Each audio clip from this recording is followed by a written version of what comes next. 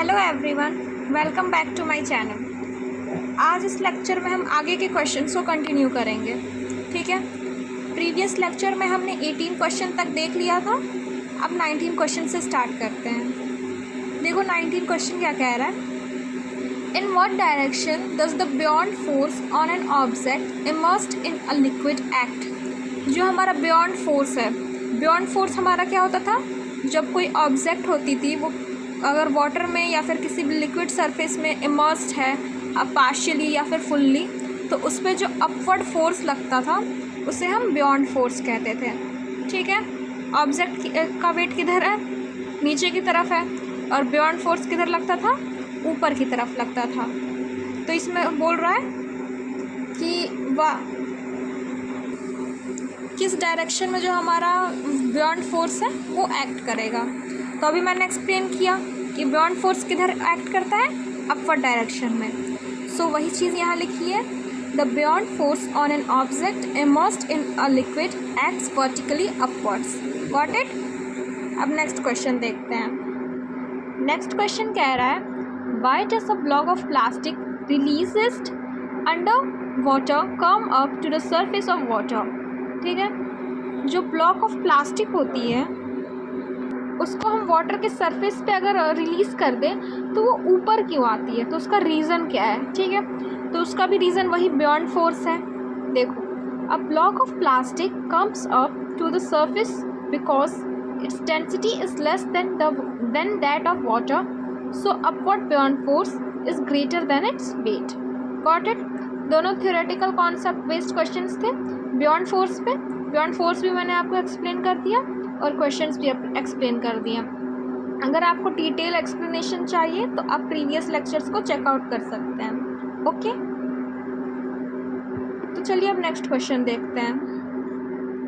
Next question पूछ रहा है, the volume of 50 gram of substance is 20 centimetre cube. If the density of water is 1 gram centimetre cube, will the substance float और sink. पूछ रहा है ये जो ऑब्जेक्ट है हमारा वाटर पे वो फ्लोट करेगा या सिंक हो जाएगा। ठीक है, तो अगर देखो, अगर हमारा जो सब्सटेंस है उसकी डेंसिटी ज़्यादा आई एज़ कम्पेयर टू वाटर, तो जो ऑब्जेक्ट होगा वो सिंक होगा। और अगर डेंसिटी ऑफ वाटर से कम आई हमारी जो ऑब्जेक्ट की डेंसिटी है, तो ऑब्जेक्ट हमारा फ्लोट होगा। Got it. तो हमें इसमें क्या करना है, हमें तो वाटर की डेंसिटी दी गई है, अब सब्सटेंस की डेंसिटी हमें निकालनी होगी। ठीक है, बहुत इजी क्वेश्चन है। तो देखिए, मास हमें 50 ग्राम दिया है, वॉल्यूम 20 सेंटीमीटर क्यूब दिया है, तो डेंसिटी ऑफ सब्सटेंस क्या हो जाए, मास पर यूनिट वॉल्यूम। फार्मूला होता है डेंसिटी का, फार्मूला क्या होता है, मास per unit volume. Got it. तो वही हमने डेंसिटी ऑफ सब्सटेंस निकाली है, density of substance mass per unit volume. Solve किया तो 2.5 ग्राम पर सेंटीमीटर क्यूब आया। ठीक है, वाटर की डेंसिटी क्या होती है, 1 होती है, और हमें क्वेश्चन में भी दिया है कि 1 ग्राम पर सेंटीमीटर क्यूब हमारी डेंसिटी ऑफ वाटर है। ठीक है, तो अगर density of substance density of water से ज़्यादा हुई तो ऑब्जेक्ट क्या होगा, सिंक हो जाएगा।